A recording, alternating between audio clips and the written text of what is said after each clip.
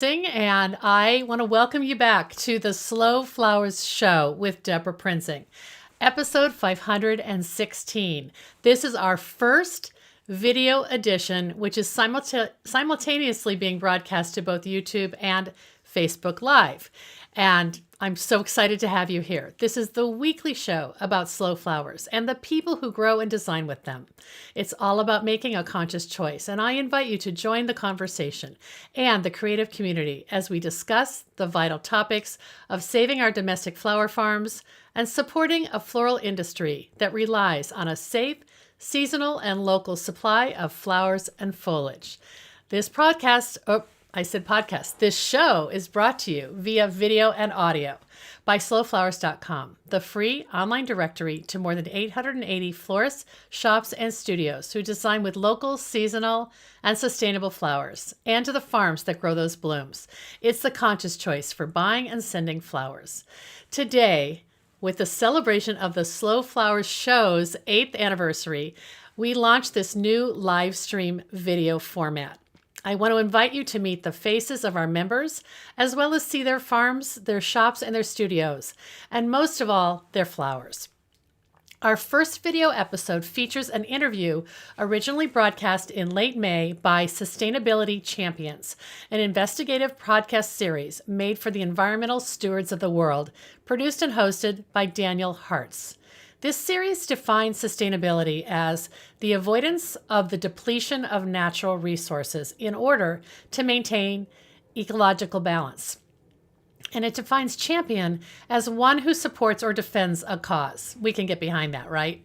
Here's more about the host, Daniel Hartz of Sustainability Champions. He's the founder of this series. He's an American based in London. Daniel started Sustainability Champions to showcase people around the world working hard to heal the planet through business innovation, community organizing, and individual messages of optimism. Daniel believes that sustainability often makes financial sense and that the future of the environment is bright when you shine a light on the people that he's met. I'm so grateful he invited me to share the story of the Slow Flowers movement on Sustainability Champions.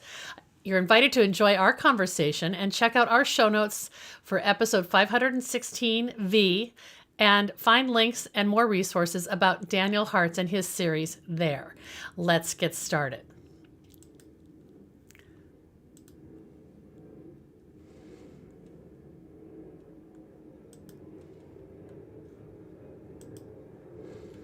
Hang on a second. I'm sorry. This is taking a minute to hook up.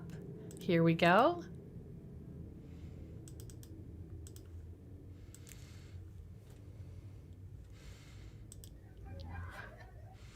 Hey, Sustainability Champions, Daniel Hartz here. Did you know 80% of mass-produced flowers grown in the US often come from outside the US, and they're grown using harsh chemicals and pesticides? Well, today I'm speaking with Sustainability Champion Deborah Prinzing, the founder of the Slow Flowers movement, who saw this challenge and decided to do something about it. The Slow Flowers movement is all about sourcing flowers that are grown locally, seasonally, and without any chemicals. Deborah's website, slowflowers.com, connects consumers to farmers, florists, and grocery stores, offering domestic blooms to make it easier to find each other. Deborah has written 2 books on the topic. The first one is Slow Flowers, 4 Seasons of Locally Grown Bouquets from the Garden, Meadow, and Farm. And the second one is the 50-Mile Bouquet, Seasonal, Local, and Sustainable Flowers. So I'm really looking forward to learning more about the solution to what turns out to be a pretty big environmental challenge. Deborah, thank you so much for joining us today. Hi, Daniel. How are you? I'm doing very, very well. Yeah. And how are you doing? I'm doing great. Thanks. I'm glad to be here. Likewise. Yeah. And where are you joining from?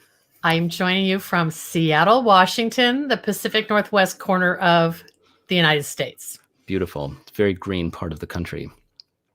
And for those of you who are watching this live, just to put this out there, please feel free to type questions or comments in the chat for Deborah. I'll be watching them.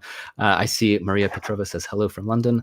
Hello, hello. And I'll be watching that and we can get those questions answered for you. So today, Deborah, I'd like to cover 3 things. Number 1, really, what the slow flower movement is and how it works.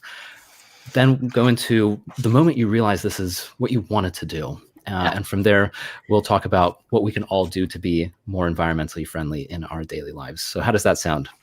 I love it. Sounds great. Excellent. Well, let's jump straight into it. I think that's enough for me. So going into the slow flowers movement, what is it? It's a term that I actually came across only very recently. So what is it all about? Well, I think you and probably a lot of your viewers have heard of the whole slow food movement, which has been around for decades and really was emerged as an anti-fast food kind of sentiment. It actually was originated in Italy, but it is global now. Right. And I borrow that term slow as a sort of way to explain that I support local, sustainable, and seasonal flowers. So it's very similar in the food to what's happening in the food world. Flowers are kind of catching up, though. So when the philosophy started, it really was just a shorthand way for me to explain to people what I was writing about, because I had gotten into this project. You mentioned one of my books. This is the book, The 50-Mile Bouquet, which came out 9 years ago, and that reference is kind of also borrowed from the food world, because there was this whole concept of the 100-mile diet. And I was like, oh, it's like there's a term called food mile, and I was just adapting it to flower mile. And so the 50-mile bouquet was just actually not a rule, but kind of a metaphor for local. So anyway, yeah, it's been my obsession for the last 10 years. And really, as an advocate, an educator, and convener of a conversation, I'm trying to move the practitioners into this mindset, anybody in the floral industry. And I just want a seat at the table with like the mainstream commercial flower farming and sort of mainstream floristry to say, hey, there's a better way. There's an other alternative.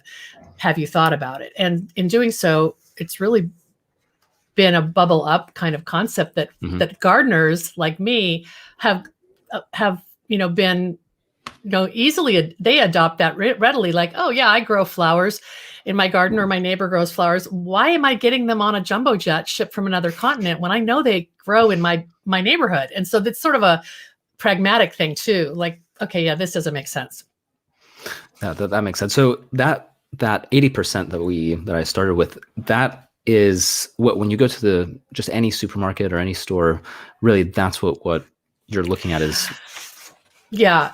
And actually I think you said 80% of mass produced flowers grown in the US, but you meant sold in the US, I think, when we started. And I was like, yeah, it's confusing because people think they're grown in the US when they see them at the grocery store.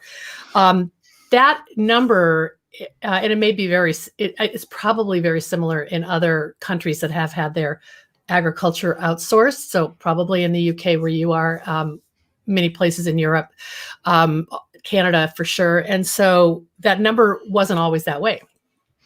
Yeah, that makes sense. And what in the US, what happened was in the late 80s, early 90s, there was trade legislation called the Andean Trade Preference Agreement, which basically was the so-called war on drugs to incentivize cocoa farmers in countries like Colombia and Ecuador to plant different crops. And so there were no tariffs on flowers coming in from those countries. And that's what decimated the US domestic floral agriculture world, the old world, when it wasn't 80%, when it was probably 20% it was the flipped. It was like 20% imports, 80% domestic. So I think it's just been this like drip, drip, drip ever since. It's interesting because, it's kind of the sort of law of unintended consequences. You have these, you do one thing that is good, getting rid of, hopefully encouraging producers to switch from drug crops to flowers. But then, of course, that changes the way the economics of a whole other market works. Yeah. Actually, just a comment from Ian Stewart from Ireland. He says that at the markets he attends, the flower sellers grow their own flowers, and it's more like centimeters rather than kilometers because I love it's it. right next door. I have a term you can. I just realized I didn't have the comment section turned on, so now I can see. Ian, thank you. I call it the 5-step bouquet going out my backyard, my back door to my cutting garden. So, yeah, that's yay for Ian. He's buying the right flowers. Well done, Ian. So going back to the actual slow flower, so it's really about like you said, it's the concept of it's like slow food. So we're talking about local, meaning, well, you said 5 steps, which is hyperlocal, and then of course seasonal. So we're talking about flowers, or well, if we're starting with food, you're talking about food that's in season right now, and so we just apply that to flowers, and then chemical free as much as possible. So if we start with that first one about locality, and I know we just kind of talked about it, but on a more let's unpack it. Yeah. So what does it really mean that the flowers are local, and who are we talking about when we say that these need to be local flowers? Yeah, it's really hard to put your finger on it because it's such an elastic term. I searched far and wide to find out if the U.S. government had a definition of local. And there is a, in the USDA, U.S. Department of Agriculture, does have a policy where they describe local as within a 400-mile radius or within the state in which it's produced. So, a state like Rhode Island is tiny, and you can't travel 400 miles and still be in the state, whereas California or Texas, it's massive. So that's sort of and that was applied to edible crops, right? And so that's one gauge. Obviously we talked about hyperlocal, which is excellent, but in terms of like commerce, a lot of florists are trying to, there are florists who are trying to source from within a 200-mile radius. And that means that they have to get really creative in the winter, and we can talk about that. But for others who are trying to be local in winter months, at least in the U.S., it means probably buying all your flowers from California or possibly Florida or Hawaii. And there is a transportation footprint in that. I don't want to be naive, but at least you're supporting a domestic flower farm. So I don't know if that helps. Yeah, well, it is really complicated because ultimately, especially, and this kind of moves into seasonality, but once we start looking at winter flowers, I think summer flowers or spring flowers, it makes sense. They probably grow abundantly in most places. Yeah. But once you do move into winter, what do you do? I suppose the only way is really, like you said, you have to start importing them, or not importing, but really moving them from California. And is there any way? Well, I guess a question would be, is there a way to, or would you consider slow flowers being grown in a greenhouse? Yes. Does that count? Yeah. And that's in the last, 15 years since I've been kind of documenting this, especially since the book came out, and my 2 books came out in 2012, 13. We've seen this thing called season extension really happening, especially among more artisan, small-scale growers who are trying to really push the season. So they're using high tunnels or greenhouses to get, say, chrysanthemums into the fall, but just have anemones and ranunculus, while the ground's still frozen, because they're able to grow them under cover. So there's that innovation is happening in that realm. There were greenhouses all across America that were growing roses until this Andean Trade Preference Agreement. And some of them are just they're in disarray, and there are people who are trying to restore and start up again, but it's really capital intensive. So, when I did this book, the Slow Flowers book, which is this one, the whole point of it was to create a bouquet every week for a year, using what was in my own garden or what I could get from a local flower farmer. So here's an example of a winter arrangement. It's twigs and cut up orchid plants, and that is the twigs. Beautiful. They were from my yard, and there was a sacrificial orchid involved. But this is another one that I'm sort of seeing happen. Like, this is all, let me get around my mic. This is all foliage and just evergreen plants from my region. And so the seasonality, the goal of seasonality is actually changing the aesthetic, because we're choosing plants that are available to us. So it is a quieter palette, or a little bit, a lot of, people are using house plants. People are using twigs and conifers. They're trying to just look at what's available in nature and see the beauty in that. So that's kind of an interesting byproduct. And you really see all of a sudden this understanding of seasonality. I don't want to see a peony in December because it's, shipped from Chile or something like that. I mean, or I see it and it seems out of place or odd. So it's kind of a subtle shift, but I'm definitely, I think that more florists who are practicing the slow flowers ethos and are changing what they're offering their clients in the winter months, it's sort of training the consumer to see the seasons again. I think that's, as you're talking about, I think that's exactly the point, is really considering, the consumer really needs to rethink what it means to actually have, quote, flowers specifically. Because those examples, aside from the orchid, actually, that foliage one, there weren't, as far as I could tell, there were no flowers per se in them. It was just beautiful leaves that are all different colored, creating a very interesting and beautiful bouquet, and using that as kind of instead of flowers. There were a few hellebores in there, but that's because they grow in my area. They may not grow everywhere for people. Yeah. But you know what you're talking about also, I wanted to comment on, is that in America, and probably in the UK too, the consumer marketplace works against seasonality, because we've been trained to have instant gratification. We've been trained by the commercial world to want everything all the time. And so, when you value seasonality, it does put you on a different course, and maybe you have to deny yourself something, but that's not bad. That's actually good for the environment. So it's interesting. Yeah. Cause, if you compare it to food, it doesn't make any sense to eat tomatoes in the winter, because that's not when they grow. And I wonder, although this is strictly about food, but it's just an interesting thought, is I wonder if actually your body isn't really designed to even digest those kind of foods outside of that time period, because in the winter your body needs certain nutrients, and a tomato may not provide those nutrients because it's not designed to be ripe at that time. I like that. Yeah, there's one thing I was going to mention. I hadn't thought about putting this on my list of comments, but when you said, in the winter you can't have tomatoes, I wanted to just jump in and say, that's why our grandparents learned how to preserve and can and dry and save that harvest for the time when it's not available. And that is happening in floristry as well. Mm-hmm. We're seeing this huge resurgence of people drying and preserving flowers and using those in the winter months. And, there's some amazing people are learning how to do it better and better than back in the 70s. And again, consumers are seeing that as beauty and appreciating it, and not thinking, oh, it's just something dry and brown, Yeah.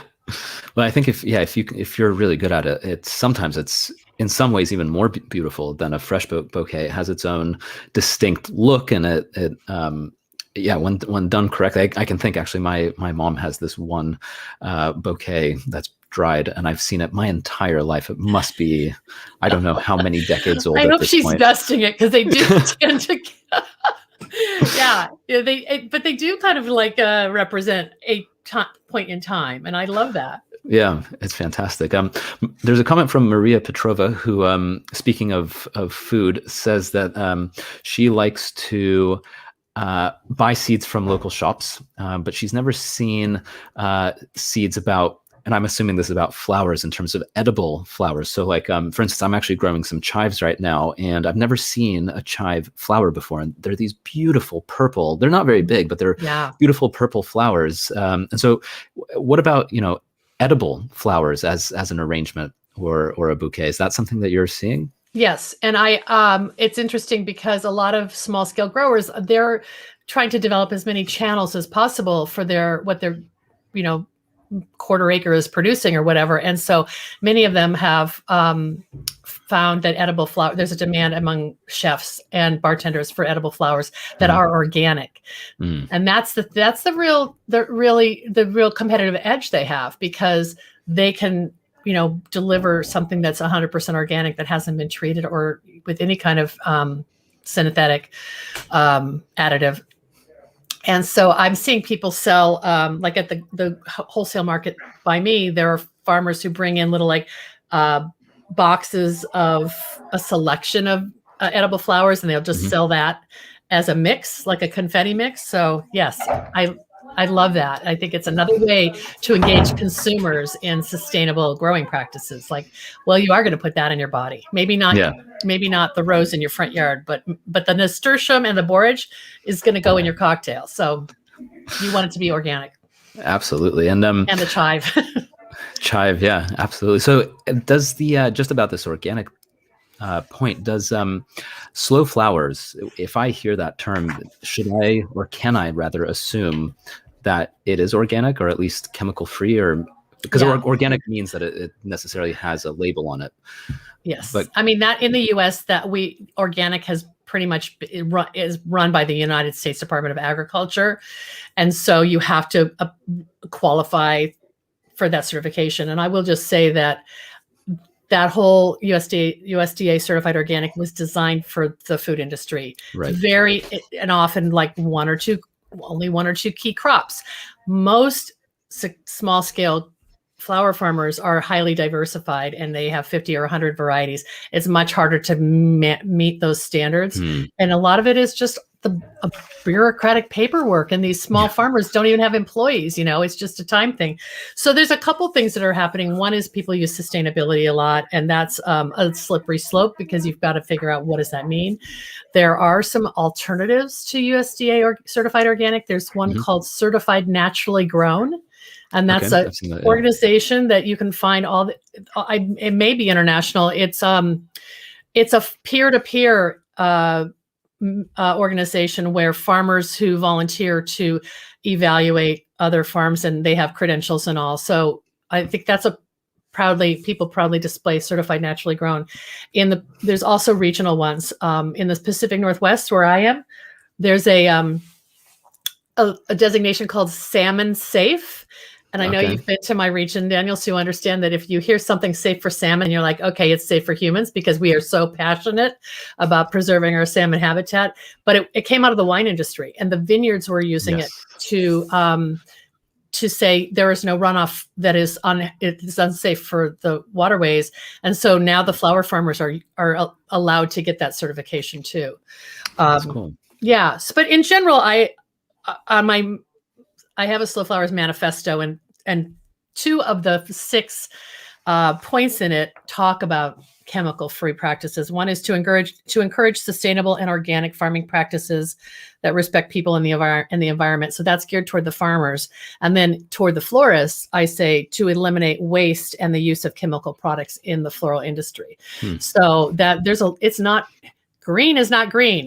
There's a lot of bad stuff, toxic chemicals being used by florists. And so part of my advocacy is to educate people about alternatives. Interesting. So actually, and this is just to clarify. So what you're saying is that florists as well, once they get flowers, they also use chemicals. Yeah.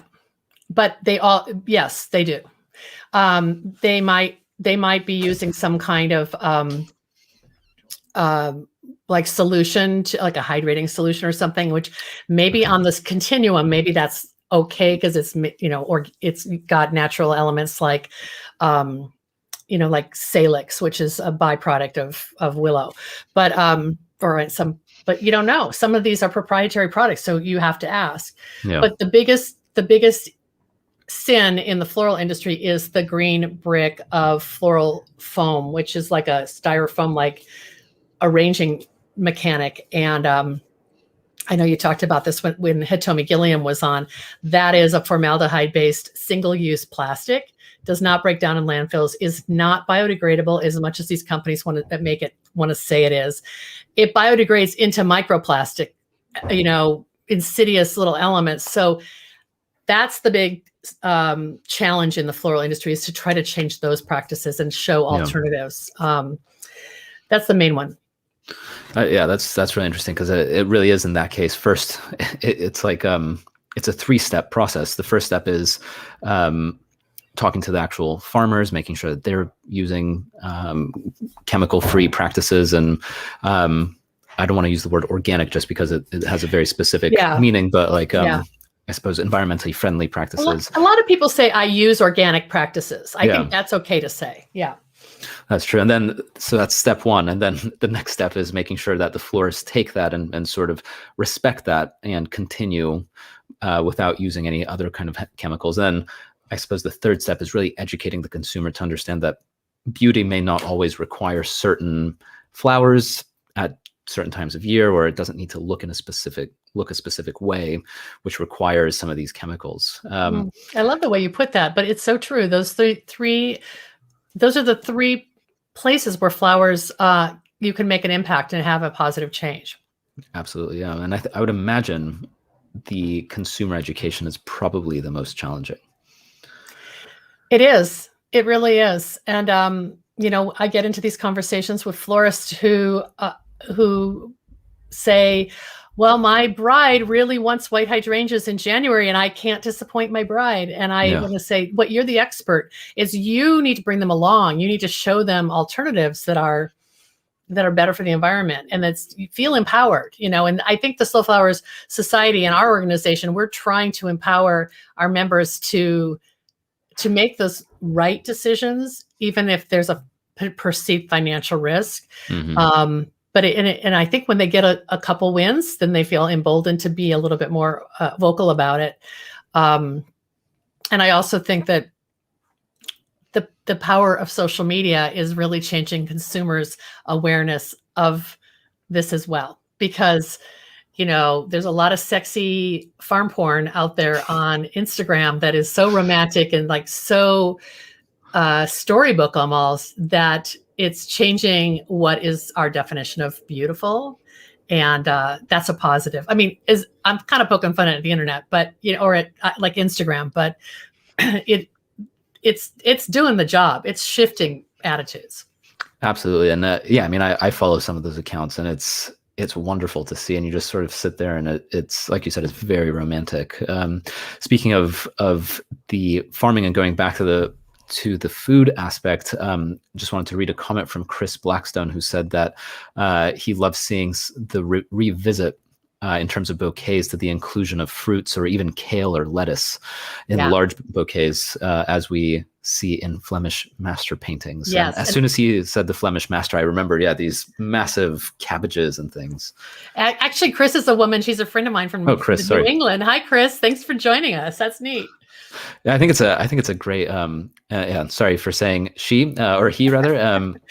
I think that's a great point, because you really can get very creative. I think there's, and maybe I suppose this goes back to that idea of consumer education, because when you go to any grocery store, you see a very similar type of bouquet. Whether you're in California, Seattle, or London, it's the same type of roses. It's the same type of like big daisy things, and they're beautiful. But there's the creativity there. It's very sort of mainstream, I suppose, is what you can call it. It's a commodity. It's a commodity versus couture, and that's what we're starting to be drawn to, is something that doesn't look mass produced. Yeah. That's it's almost like boutique flowers. So you mentioned briefly that slowflowers.com, which is what we're talking about here. It's essentially a way for consumers, farmers, or I suppose for consumers to connect to farmers, florists, and grocery stores in order to get access easily to slow flowers. That's a very high level explanation. What is there more to slow flowers that you'd like to share? Sure. I mean, basically, when I started the website, the online directory in 2013, it was right after the book Slow Flowers came out, and for 12 months I had been talking about, support your, you hear this term, know your food, know your farmer, and I was trying to co-opt it and say, know your flowers, know your farmer, or the other way around. Anyway, I kept saying, I would talk about this at book signings or flower shows, and the audience, as well as the media, would say to me, okay, we drank the Kool-Aid, we love your idea, we want to get on board. How do I find a farmer? How do I find a florist who I know is sourcing from a farmer? Where are these people? And I kept saying, someone needs to start a directory. And somehow that became me, and I started it, and it became over time more than just paying a nominal amount of money to get your business listed on Slow Flowers. And now is just this whole like marketing platform and community network of farmers and florists. So when the consumer comes to slowflowers.com, they can search by zip code, city, state, or type of flower, or specific thing, like someone who designs weddings or whatever. You can search all that and find. We have about 880 members now, and so you can all across the U.S. and many of the Canadian provinces. We have about 60 members in Canada, so you can do that. But that was a B2C solution. And then what came out of it was a B2B solution where florists were joining Slow Flowers and using the directory to find farmers to buy from. And farmers were starting to educate themselves about what does the floral marketplace really want, and developing a dialogue with those florists in their community and saying, what can I grow for you? What colors are going to be on trend next year? And these two worlds, where's my hands? These two worlds weren't talking, and now they're finally reconnecting again through this forum. That's amazing. It's so cool because you're making it easier for everyone. Wins this way. You have consumers who they're looking for things, they don't know how to find it. They say, I wish we could do it. Well, it doesn't exist, so I'm just going to go buy roses from, like you said, Colombia. So you're helping the consumers. You're helping the florists who say, well, I want to give this flower to you, but unfortunately we don't have it. And then you're helping the farmers because they know what to grow. And so everyone wins. It's a win-win-win. Yeah. We just need more of it now. We need more people to do this. Exactly. So actually just clearly the food aspect in floristry is fun for everyone. Rena, who says she remembers her office sending a bouquet when her brother passed away, and there was a huge cabbage in the middle, and she picked it out, and then her sister-in-law cooked it. I think that we're also fascinated in when we see food used in a non-traditional way, and that is definitely, Chris referred to the Flemish artist. It's not like we just invented this, but there's definitely a lot of fun, just like florists who are intentionally buying cherry tomatoes on the vine to work into some seasonal arrangement, because it's that wonderment, that aha moment that captures your imagination when you see it. So yeah, when I say flowers, I'm kind of broadly talking about your art supplies, any botanical art supply. I think that's a really important point, because when I hear flowers, I think, as we just talked about, mainstream bouquet from a grocery store, and that's it. And as it turns out, and this is what I'm learning through this conversation as we're speaking, is it's actually a completely that's a very limited. That's one type of flower arrangement, but actually flower arrangements, and I have seen these, but I guess the point is to be a little bit more conscious of it and more doing it with more. I'm blanking on the word right now, but really going after something that looks different. Yeah, you actually have to be intentional about it. And the more we observe nature, the more we recognize that this is a different definition of beauty. It's a better definition of beauty than what, corporate floristry has told us. We have, I call it the dirty dozen. We have like this limited pool of, or bucket of flowers that we can choose from. Not so much. Exactly. Let's offer people more. And it's good too, because then you can really find unique bouquets and unique ways of presenting things that are different, which I think people like. People like unique. Going back to kind of how this all started, what was that moment really when you realized that the slow flower movement? You mentioned that you were looking for others and all of that, and that's how it came about. But where did the real interest initially come from? You asked me that question. You asked me to prepare for that question, and I thought I can't put my finger on a specific moment, like a big aha moment, but it was like this gradual organic shift toward what has been an amazing career change for me over the past 15 years. I thought back to the first flower farmer I interviewed, and it was in 2004 when I was working on a book called The Abundant Garden about gardens on Bainbridge Island, which is this glorious garden-filled island, a 30-minute ride from Seattle by ferry. And there was a small home-based flower grower who had, like, you know, the end of the driveway flower stand with the honor system for, you know, paying for the neighbors paid for the bouquets. So, you know, something could have happened back then. I don't know, but I had this amazing home and garden writing career, producing books, writing for national magazines. I wrote for the LA Times for 10 years as a freelancer, and like really had a wonderful career. But all along, I kept stumbling into people growing flowers. And what really was a turning point, I'm glad you asked this question, because I actually had to sit and think about it for a while. But in 2010, on a whim, I went to the National Association of Specialty Cut Flower Growers Conference. Wow. Which is a large mouthful, but I'll say it, ASCFG is the short term. So it's this association that's been around for 30 years of small scale cut flower growers. Many of them are people who you would find at your local farmer's market. Mm-hmm.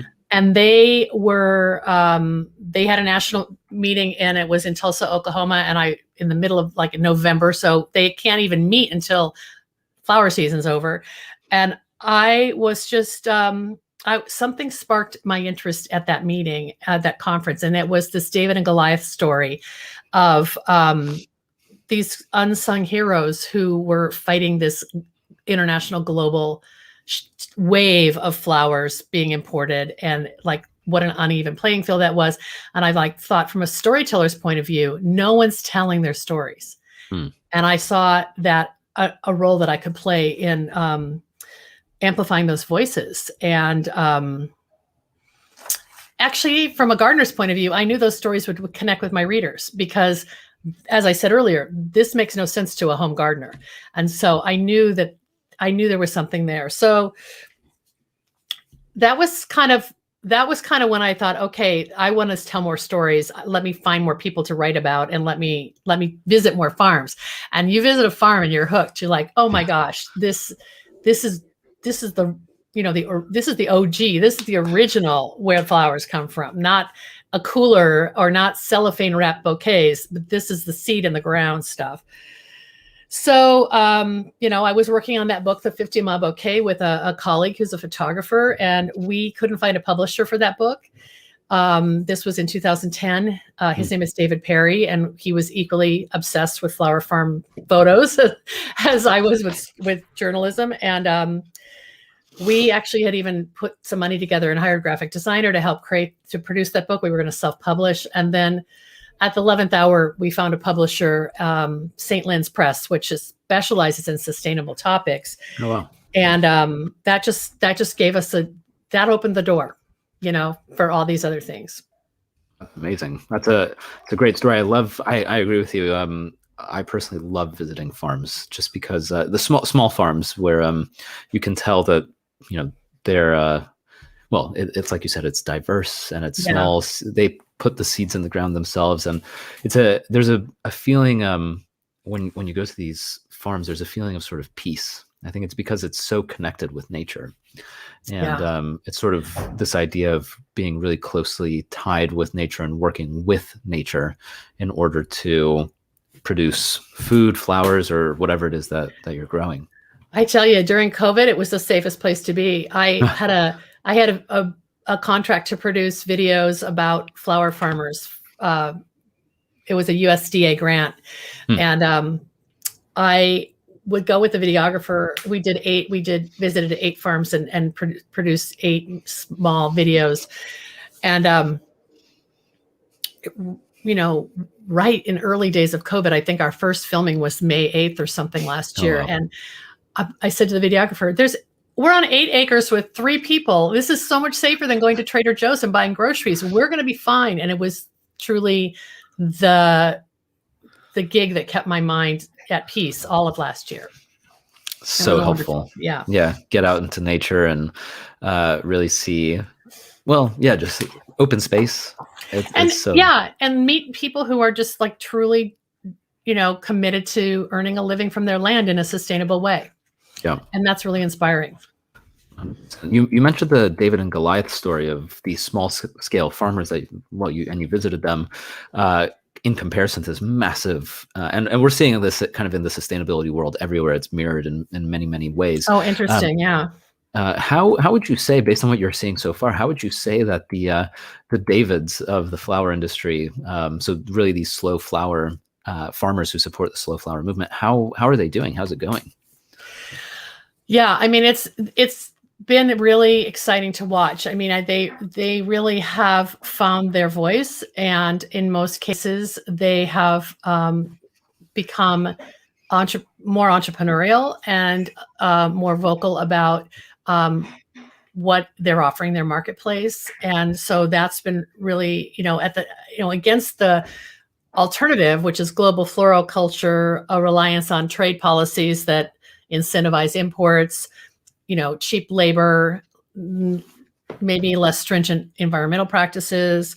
The micro farmer has more diversity, has what I call like artisanal or heirloom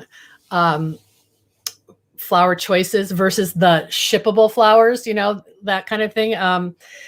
So that farm to florist connection is strengthening. And the competitive edge that these small scale or innovative, micro farmers have is that their flowers, they're growing varieties that can't be shipped. So the big companies that are exporting to the U.S. can't compete with sweet peas or a dahlia or something that is just needs to be transported in water, and that's the edge that. And luckily, because of Instagram and florists, falling in love with these flowers, that's where the demand is. So it really benefits the farmer who is plugged in and really where like, okay, this is I can't compete on price. I can compete on quality and variety. Yeah. And that makes sense. It's like what we were just saying about having that custom sort of bespoke, unique piece. An interesting question from Mubashir, who's saying that so Mubashir usually gifts flower plants instead of cut flowers. And actually that's something I like to do too, bring a living plant in a pot of soil. Because as Mubashir says, they instead of lasting a couple days, they can last, well, in theory, years, depending on the type of plant. Would you say this is more sustainable?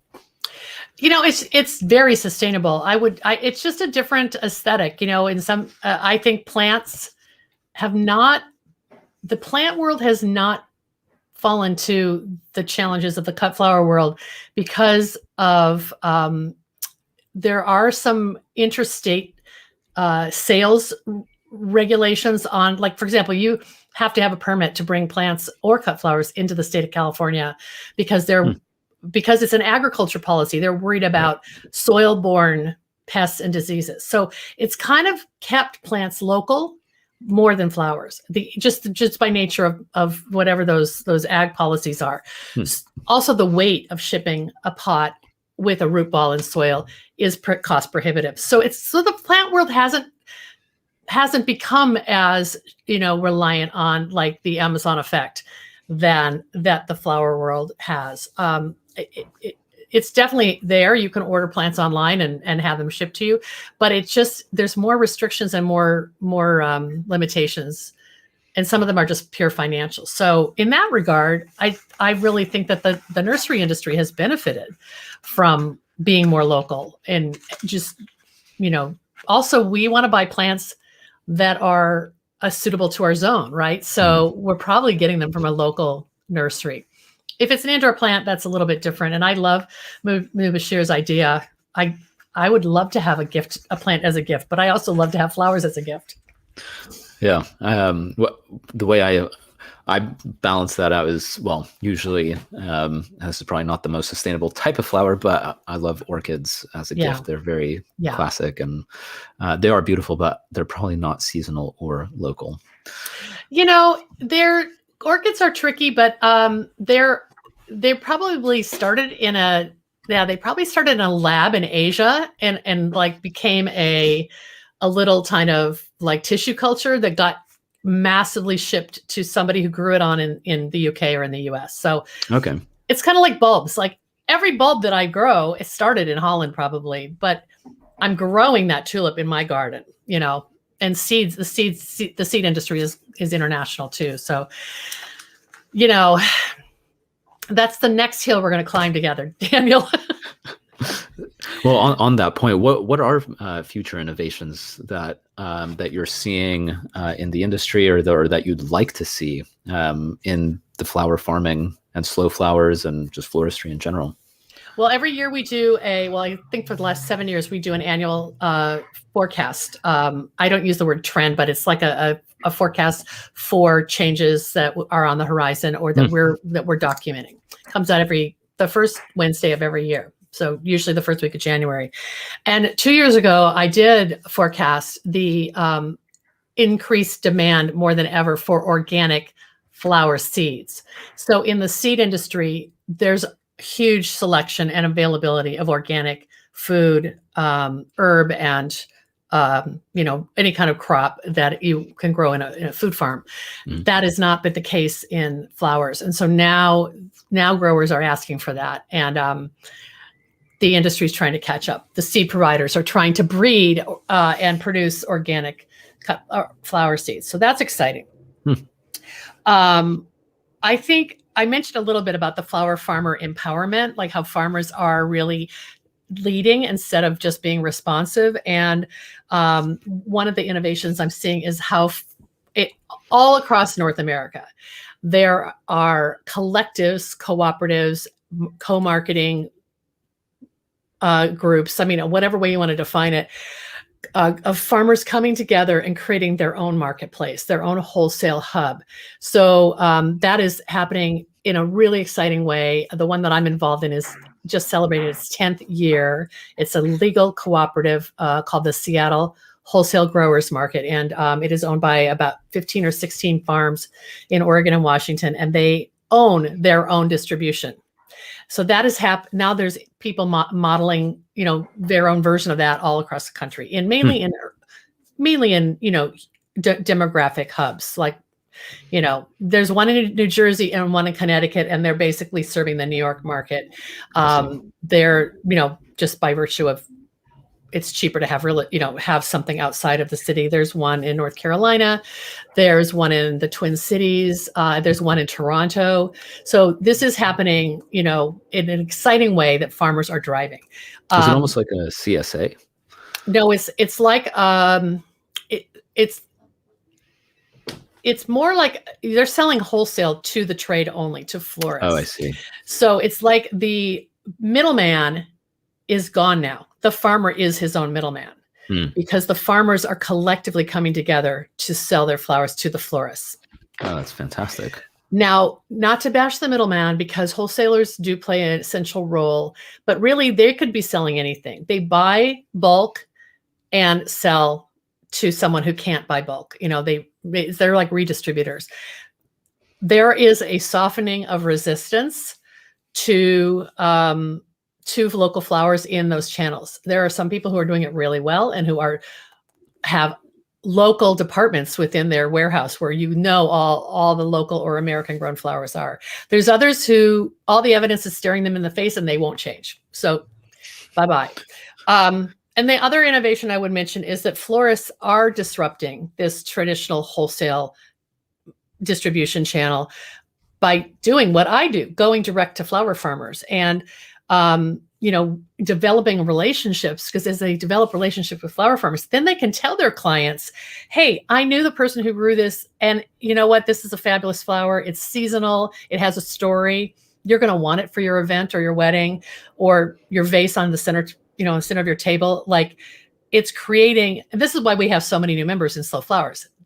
these florists need to connect with the farmers so that they can differentiate themselves in their own marketplace and be, oh, that's the sustainable florist, or that's the florist who cares about local.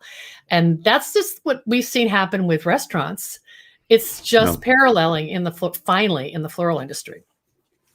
So that's, yeah, I mean, I love it. It's really about, to me, it sounds like kind of the overarching theme here is almost using technology to bring people who are close together, actually together, because sometimes it's difficult to find these individuals and really know where to look. And but yeah, I think those are all great points. For a question that came to mind is, you're focused, slowflowers.com is focused really on the USA and Canada currently. What about internationally? I mean, most of the flowers, as we talked about, are come from international, come from other countries into the US. So is this kind of movement also being seen, or have you seen or heard of it happening abroad, meaning Europe or South America, Africa? Oh yeah, there are people who have completely co-opted the Slow Flowers hashtag and put their country on it. Wonderful. There's one organization has chosen to affiliate with us, and it's Slow Flowers Italy. And I'm trying to align myself with like one group in every country and let them be an official affiliate. But there are, any of the kind of, as I said earlier, countries that have seen a lot of their agriculture outsourced, Australia, all throughout Europe. And, those are mainly where we're seeing it. In the UK, there's a group that is grown up very similar to Slow Flowers, kind of around the same time. They actually just celebrated their 10th anniversary. It's called Flowers from the Farm. And I just want to tell you about that because you're in the UK and you need to know them. But it's so exciting. It's basically a directory of farmers growing flowers in the UK and probably maybe into Scotland and Ireland as well. Fabulous people. I've spent time with Gillian Hodgson, the founder, and visited them. They've hosted me. I've seen her when she's been in the US, but that is, they're doing their own thing. And I love it because we share resources and ideas with each other, and very similar issues with they're the Davids to the Goliath of the large scale flower importers. Well, that's Flowers from the Farm. I'll take a look. It sounds, they sound like they're doing some fantastic work. They're awesome. Yeah, you got to have them on the show next. Yeah, that'd be amazing. Yeah. We're going to turn you into a flower journalist very soon, Daniel. Sounds great. Different. I suppose that's a more literal translation or literal usage of flower child. That's right. Yeah. Are there any sustainability leaders that you admire, or perhaps a book or a podcast or even a TV show or something in the flower world, in addition, of course, to your books, that you can recommend to our audience? Absolutely. Well, my favorite is called the Sustainable Flowers Podcast. And it's the hosts are two of our Slow Flowers members from Alberta, Canada. And they're two flower farmers, Heather Henson and Clara Qualitza. Heather owns Boreal Blooms, and Clara owns Meadow and Thicket Farm Flowers. They started this podcast because the population is very low in Alberta. They're, I think, 4 or 5 hours away from each other. And they just were having conversations about how to farm sustainably in, zone 4 or whatever. And so they just started recording their conversations. Now they have fabulous, they've really gotten down and dirty about what it means to grow sustainably. And it's a great podcast. So the Sustainable Flowers Podcast, I would definitely recommend. In terms of books, I will just mention, in the boredom of COVID, I started a publishing company with a colleague, and the company is called Bloom Imprint. And we, our first book just came out. It's called Where We Bloom, and it's very much a lifestyle book. It's stories of the creative spaces where flower farmers and florists do their work.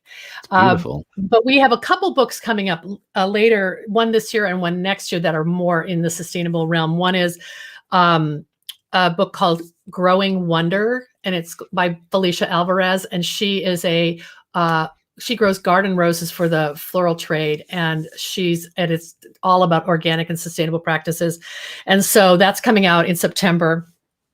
the subtitle is basically a florist's guide to growing garden roses. Okay. And then we have a book coming out in 2022 by a small scale farming couple, Adam and Jennifer O'Neill. They are in Iowa, and they're really showing people how you can have a successful farm-based business, even if you only have 1 acre, and build it around flowers. And that's going to be called Small Farm, Big Dreams. So if you come to my website, you can find links to all of that stuff. So sounds very good. And yeah. What is that website, in case someone's looking up right now? I would start with slowflowerssociety.com. That's sort of our umbrella where all of our channels are. And I don't think the publishing company is there yet, so I'll have to link it up. But it's Bloom Imprint. So sounds very good. The thing is, every time I have a new idea, I start a new website. It's really unfortunate. I'm not very well organized, but now I'm trying to channel them all through one front door. So I'm sure you'll get there soon enough. Oh, geez, Daniel. What can people do on a daily basis to be more sustainable in their daily lives? Well, of course, I'm going to give you a flower answer. I hope that's okay. That sounds very good. Absolutely. Ask questions. Ask, where was this flower grown? Who grew it? What practices were used? Demand that information. And when I go to the grocery store, I always do this. And, unfortunately, I've got some junior clerk who doesn't know anything and has to go get the manager, and the manager doesn't know anything. Like this, the corporations want us to not know. So that's where I say demand proper labeling. But of course, grow your own flowers, meet flower farmers, and just remember the magic of flowers. They've been symbols for millennia and played an important role in history of the world. But now we're seeing that flowers are here for our mental health and wellness as well. And, everyone should enjoy that. Absolutely. And Nicholas Arises just says, thank you for the knowledge. And he's totally changing his flower buying habits now. Awesome, Nicholas. I love it. That's so great. Well, anyone can do it. I mean, on a packet of seeds is a couple dollars, or I don't know what it would be the equivalent for you. But less than a cup of coffee at Starbucks, you can grow your own flowers. I think that's the easiest way. That's the most local that you can do. And if you're growing them indoors, which some are easy to do, then you don't even need to step outside to get flowers. Okay. I love it. So you mentioned Slowflowerscom. Is there anywhere else people should go if they want to learn more about your work, check out your books, become a member of the Slow Flowers movement? What's the best way to all of that. You can find everything. And we do have a membership level for supporters and enthusiasts, just people who care about this. They're not ever going to be professional, but they just want to support the conversation and learn more. And so kind of like joining a garden club. So we've got that level of membership, which is pretty nominal. And then I would say I do have a weekly podcast. It's called the Slow Flowers Podcast. You can download that wherever you download your podcasts. It is not video, but Daniel, you're inspiring me to go video later this summer. But right now it's audio only. Well, hopefully soon we'll start watching the conversations as well as listening to them. Yeah, well, Deborah, thank you very much for your time. And so we have Deborah Prinzing here from the Slow Flower Movement. And thank you again for joining us today to talk about the importance of sourcing local, seasonal, and sustainable flowers. So Deborah, thank you very much. And thank you for everyone for listening in today. Yeah, thanks a lot. I enjoyed it so much. Take care. Wow. Thank you so much for listening to that really great extended conversation with my friend Daniel Hartz of Sustainability Champions. I want to give a special thanks to friend and floral design educator Hitomi Gilliam for introducing Daniel and me a couple months ago. Hitomi is also a past guest of this podcast or this show, and a past guest of Sustainability Champions. And you can find the link to those episodes, Daniel's interview with her and my interviews with her in today's show notes, as well as details on how to subscribe to Daniel's Sustainability Champions series. It's a fantastic series. And thank you to our amazing sponsors. You can learn more about each of them in the show notes for today's episode at deborahprinzing.com. Our lead sponsor for 2021 is Farm Girl Flowers. And today we want to give a special shout out to 3 of our program sponsors, Rooted Farmers, Johnny's Selected Seeds, and Mayesh Wholesale Florist. Thank you for joining me. I value your support. Invite you to show your thanks to support Slow Flowers' ongoing advocacy, education, and outreach activities. You can find the details on how to support us at deborahprinzing.com in the right-hand column. I'm Deborah Prinzing, host and producer of the Slow Flowers Show. Next week, you're invited to join me in putting more slow flowers on the table, one stem at a time. The content and opinions expressed here are either mine alone or those of my guests alone, independent of any podcast sponsor, person, or company or organization. The Slow Flowers podcast, oops, I say it wrong again. The Slow Flowers show is engineered and edited by Andrew Brenlin. You can learn more about Andrew's work at soundbodymovement.com. And I'll see you next week.